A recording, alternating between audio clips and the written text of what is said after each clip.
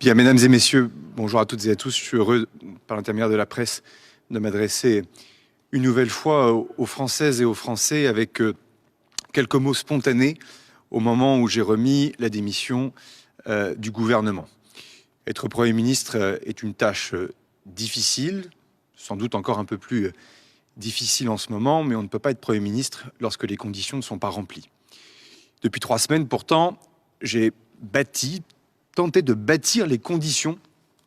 pour lesquelles nous pourrions faire adopter un budget pour la France, pour l'État, mais aussi pour la sécurité sociale et répondre à quelques urgences importantes qui ne peuvent pas attendre 2027, l'élection présidentielle. Je ne veux pas toutes les citer, mais on le sait, sécurité du quotidien, les questions liées au pouvoir d'achat et au travail, la Nouvelle-Calédonie, les armées, dans un contexte international difficile, et tant d'autres sujets. Depuis 3 semaines, ma parole a été rare et j'ai tenté de construire un cheminement avec les partenaires sociaux, forces patronales, forces représentant les syndicats salariés, notamment sur des sujets qui ont pu faire l'objet de blocages depuis maintenant de nombreuses semaines, voire pour certains sujets. Je pense au travail,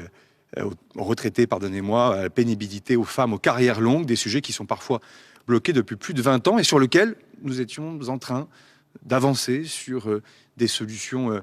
concrètes, sur l'assurance chômage, sur le financement de notre sécurité sociale et permettre au fond des 2 manifestations qui s'étaient tenues dans le pays tout au long de ce mois de septembre, d'être capable de refaire vivre le paritarisme et la démocratie sociale.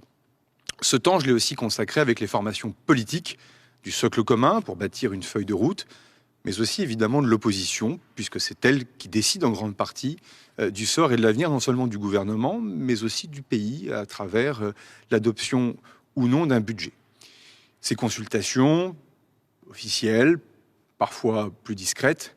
nous ont permis d'avancer sur un certain nombre de sujets. Je l'avais dit vendredi matin, dans le secret du bureau, les langues se délient et les lignes rouges deviennent oranges et parfois vertes,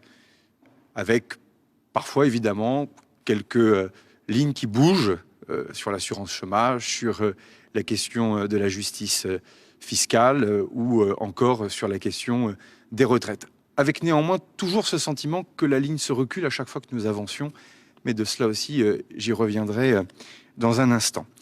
Et puis, j'en suis arrivé à la conclusion vendredi dernier qu'au fond, le Parlement devait toujours avoir le dernier mot, que